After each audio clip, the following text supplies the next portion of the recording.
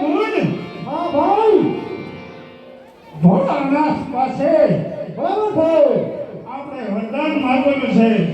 આપણે ઘોર તપસ્યા કરી અને મહાદેવને પ્રસન્ન કરીએ. બરાબર છે.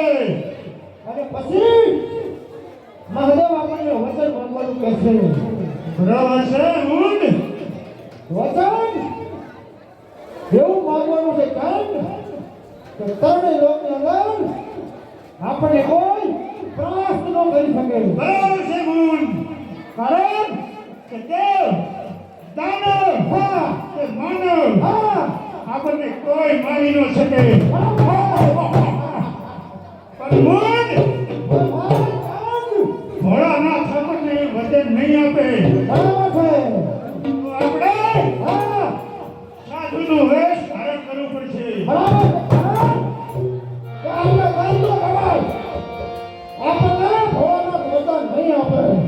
છે.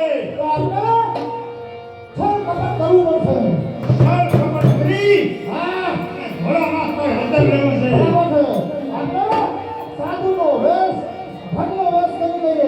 હા બરાબર છે.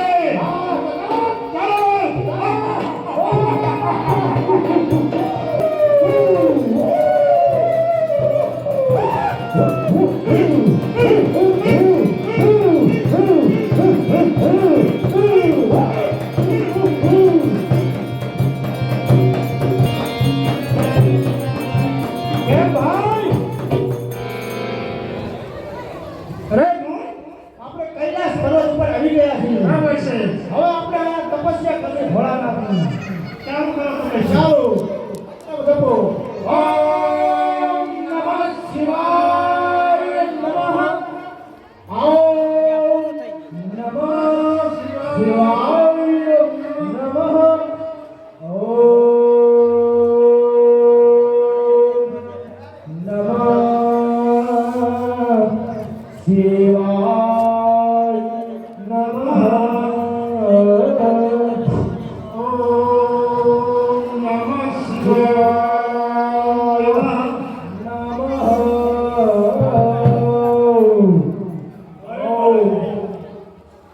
અરે બાળકો, તમારી ઘોર તપસ્યા જોઈ અને હું પ્રસન્ન થયો છું. કોણ? ભોળાનાથ. હા. અરે ભોળાનાથ, જો તમે અમને પસંદ થયા હો તો અમને વચન આપો કે અમે માગીને તમે આપશો. અરે આ મારું વચન છે, જે તમે માગો તે હું આપીશ. અરે ગુણ બોલ ભાઈ ચંદ. તો આપણી ઈચ્છા જે છે તે માગી લો. અરે ભોળાનાથ, જો તમે અમને વચન આપતા હોય તો અમને દેવ દાનવ માનવ સમગ્ર સૃષ્ટિમાં અમને કોઈ મારી ન શકે, અમને કોઈ ત્રાસ ન કરી શકે એવું અમને વરદાન આપો. તથાસ્તુ, એવું મારું વરદાન.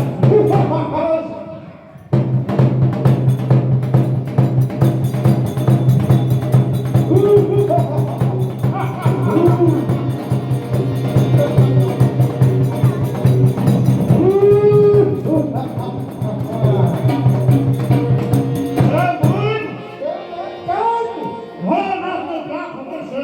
હા ચંદને ગુણ ભૂલ છે. છે. કારણ કારણ કે ભોળાનાથે તો આપણને વચન આપી દીધું. આપી દીધું છે. હવે ત્રણેય લોકની અંદર ધન અને ગુણના ચાલશે. બરાબર છે. કારણ કે ત્રણેય લોક પર આપણે વિજય મેળવવાનો છે. બરાબર છે. તો પહેલા તેની ઉપર વિજય મેળવશું. અરે ગુણ, પહેલા આપણે પાતાળ લોકની અંદર જઈએ. પહેલા આપણે પાતાળ લોકની અંદર જઈ અને નાગ દેવને પરાસ્ત કરી નાખીશું. બરાબર છે. ચાલો.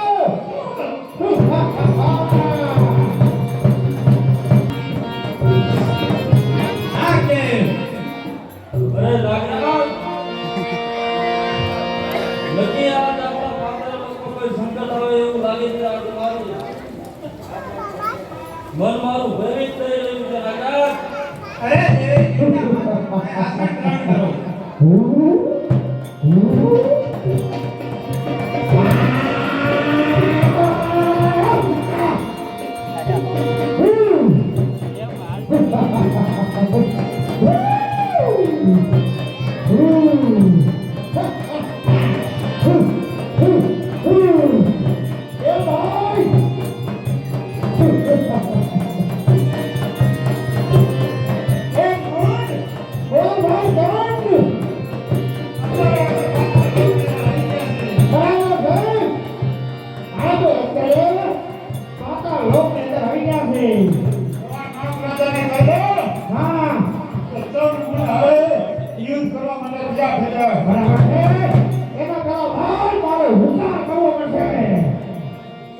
મારા હુકા